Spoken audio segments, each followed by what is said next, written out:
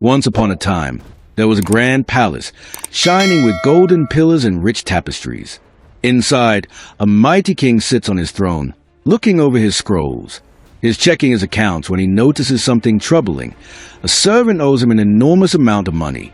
Not just a few coins, but 10,000 bags of gold. That's more money than most people could earn in a lifetime. The king calls for the servant to be brought before him. Trembling, the servant stands before the throne, knowing he can never repay such a huge debt. The king said, "You owe me a great debt. Since you cannot pay, you and your family will be sold to settle it." The servant said, "Please, my lord, be patient with me. I will pay everything. Just give me more time." The king looks at the servant and sees his desperation. Then, something incredible happens. The king's heart softens. Instead of giving him more time, he does something even greater. The king said, "I forgive your debt. You don't have to pay me anything." The servant can hardly believe his ears. He has just been set free from a debt too big to repay. He bows low and leaves the palace with a joyful heart. The servant entered into a village street, bustling with people. The forgiven servant walks, head held high, feeling relieved. Then, he spots a fellow servant who owes him some money, just a few silver coins. The forgiven servant said, "You owe me money.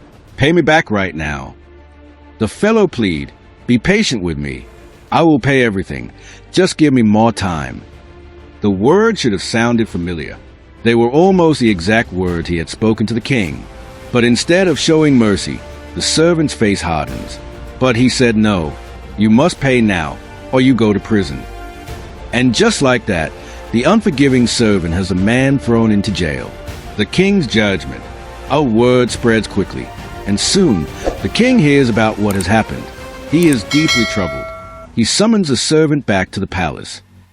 "You wicked servant, I forgave all your debt because you begged me.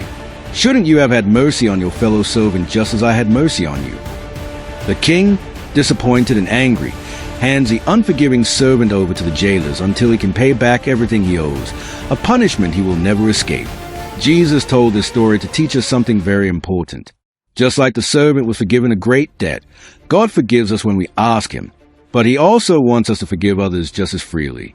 It's easy to hold on to anger when someone wrongs us, but when we refuse to forgive, we forget how much we have been forgiven. Jesus ended this parable with a powerful message. If we do not forgive others, we cannot expect God to forgive us. So, the next time someone wrongs you, remember this story. Instead of holding on to anger, choose to forgive. Because just like the king, God has shown us great mercy, and He wants us to do the same for others.